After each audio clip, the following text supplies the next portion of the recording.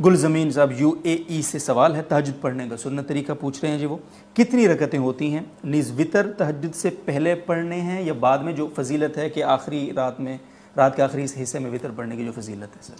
تہجد کا بہتر طریقہ سنت یہ ہے کہ پہلے نیند کی جائے، تھوڑی دیر سوئے جائیں، پھر اس کے بعد رات کے آخری حصے میں اٹھ کے آپ نماز پڑھیں.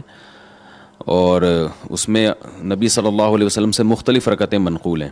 تو بہتر یہ کہ 8 رکعتوں کا معمول بنایا جائے، لیکن اگر کوئی 2 رکعت پڑھتا ہے، 4 پڑھتا ہے، 6 پڑھتا ہے، وہ بھی جائز ہے، اور اس سے 8 سے زیادہ بھی پڑھ سکتا ہے. اور وطر جو ہے تہجد کے بعد پڑھے جائیں. اگر جس کو یقین ہو کہ تہجد میں اٹھے گا وہ، تو اس کو چاہیے کہ وطر وہ تہجد کے بعد پڑھے. اور اگر آپ کو ڈاؤٹ ہے کہ پتہ نہیں آنکھ کھلے گی نہیں کھلے گی، تو پھر وطر پہلے پڑھ لیں اور پھر تہجد رات کے آخری حصے میں اٹھ کے پڑھ لیں.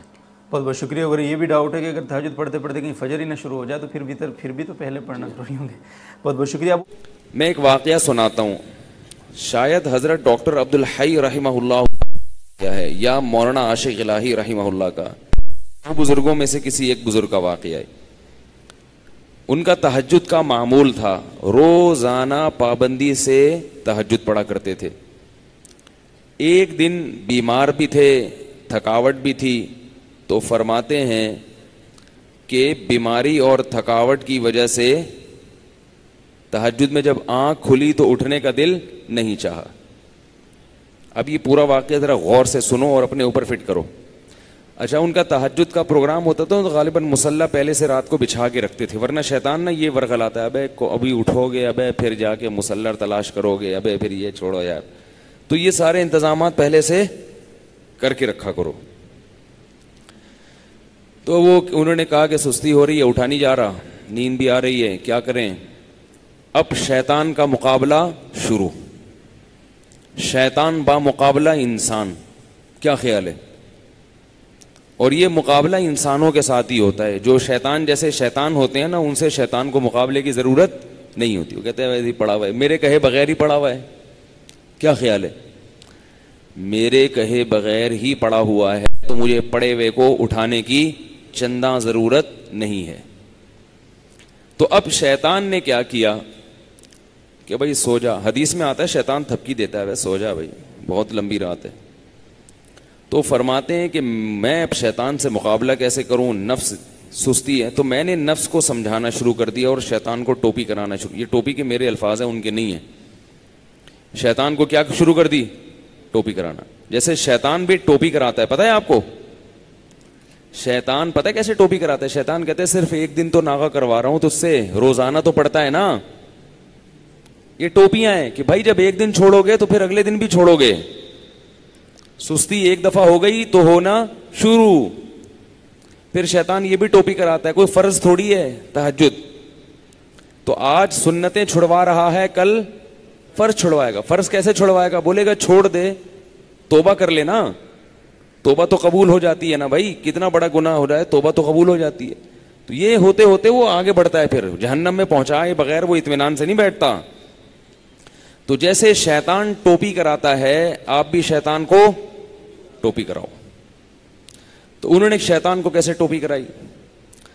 انہوں نے شیطان کو ایسے ٹوپی کرائی کہ شیطان نے کہا سو جا سو جا بھائی سو جا. انہوں نے کہا بس اٹھ کے بیٹھ رہا ہوں اور کچھ بھی نہیں کر رہا. بھائی لیٹا ہوا آدمی اٹھ کے بیٹھ جائے تو یہ تو کوئی مشکل نہیں ہے نا. بھائی بیٹھوں گا دوبارہ سو جاؤں گا، پھر تھوڑی دیر بیٹھوں گا بس. کہہ رہے ہیں اٹھ کے بیٹھ گیا. بیٹھنا اتنا مشکل نہیں ہوتا سوتے ہوئے. آپ اس کو بتایا جائے نا 2 منٹ بیٹھو پھر لیٹ جانا. کہتے چلو نیند میں آ کے یوں کر کے اٹھے گا بیٹھے گا. اب جب بیٹھے ہیں تو شیطان کہہ رہا ہے لیٹ جاؤ، تم نے تو کہا تھا میں صرف بیٹھوں گا. ظاہر جب اٹھ کے بیٹھتا ہے لیٹا ہوا آدمی تو سستی میں کچھ تو کمی آتی ہے نا. جو لیٹے ہوئے انسان کی پوزیشن ہوتی ہے سوتے ہوئے میں، وہ بیٹھے ہوئے کی نہیں ہوتی. اس کو کچھ سستی میں کمی آتی ہے. اب جب اٹھ کے بیٹھے ہیں تو شیطان کہہ رہے لیٹ جاؤ. یہ کہہ رہے ہیں ایسا ہے کہ صرف کھڑا ہو جاتا ہوں. بیٹھے رہے تھوڑی دیر، آنکھیں واکھیں ملی، میں کھڑا ہو جاتا ہوں یا یہ واش روم میں چلا جاتا ہوں. تو شیطان کو اپنے نفس کو یوں بہکایا، ٹوپی کرائی کہ میں صرف واش روم میں جاؤں گا اور وہی استنجا وغیرہ قضائے حاجت یا پیشاب وغیرہ جو بھی ہے کر کے واپس آ کے لیٹ جاؤں گا. کیا خیال ہے اس میں کیا جا رہا ہے؟ تو نفس جو ہے نا اس کے لیے آمادہ ہو جاتا ہے, چلو اتنا تو چلتا ہے. اگر لیٹے ہوئے یہ سوچتے نا کہ پیشاب کر کے آؤں گا تو پھر مشکل ہوتا, بیٹھے ہوئے آدمی کے لیے سوچنا آسان ہے. تو کہہ رہے میں اٹھ کے گیا واش روم میں جو بھی پیشاب وغیرہ فرمایا کیا ہے, تو شیطان نے کہا واپس. وضو خانہ ساتھ ہی تھا, میں نے کہا وضو کر کے لیٹ جاؤں گا بس, ٹھیک ہے نا, تھوڑا سا منہ دھو لیتا ہوں, چھپکے مار دیتا ہوں. یہ واقعہ میں اپنے الفاظ میں بیان کر رہا ہوں, ٹھیک ہے نا, تاکہ آپ لوگ بالکل اس کے مطابق چلیں اور آپ کو یہ احساس ہو کہ ایسے ہمارے اکابر نے کیا, بزرگوں نے کیا, تو اس طرح کرنے سے کیا ہوتا ہے, وہی ہوتا ہے جو ان کے ساتھ ہوا, تہجد کی پابندی ہو گئی. تو اب کیا ہے, کہتے ہیں کہ میں گیا اور پانی کے چھپکے مارے اور پورا وضو کر لیا جلدی سے. وضو کے بعد بھی شیطان کیا کہہ رہا ہے, آ جا لیٹ جا بستر پہ یار. کہہ رہے میں بستر کی طرف جاتے جاتے مصلی کی طرف گیا, جلدی سے نیت باندھ لی اللہ اکبر کر کے. جلدی سے کیا کیا, کیونکہ نیت باندھنے سے پہلے سوچو گے تو شیطان واپس لے جائے گا. تو بھائی اللہ اکبر کہہ کے نیت باندھ لو, پھر دیکھا جائے گا کیا ہوتا ہے.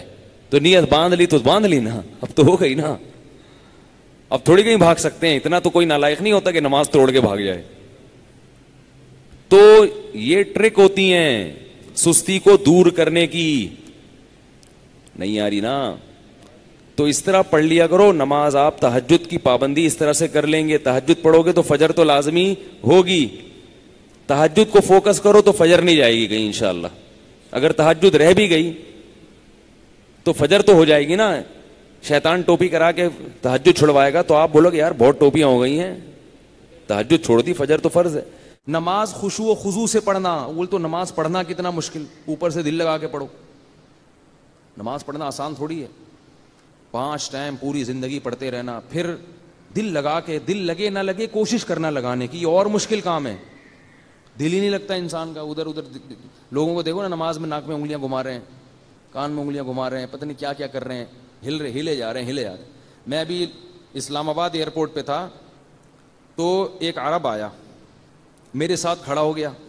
میں تلاش کر رہا تھا جماعت کے لیے کوئی بندہ ملے ایئرپورٹ پہ نا, جماعت کرایا کریں, اکیلے نہ پڑھا کریں. تو جو مسلح بنا ہوا تھا میں تھوڑا انتظار کیا, میں نے کہا دیکھوں کوئی بندہ آتا ہے. تو ظہر کی نماز تھی, میں نے کہا نماز پڑھتا ہوں. تو وہ عرب پینٹ شرٹ میں تھا, میں نہیں پہلے پہچانا کہ یہ عربی ہے کیونکہ پینٹ شرٹ پہنی ہوئی تھی اور کلین شیف تھا. تو وہ عرب جماعت کے بڑے پابند ہوتے ہیں. اس نے کہا جماعت, میں نے کہا آ جاؤ. اب میں امام بنا, وہ مقتدی بن کے میرے ساتھ کھڑا ہو گیا. اب ساتھ جب کھڑا ہوا ہے وہ تو ہل رہا ہے, یوں ہلا رہا ہے, یوں ہلا.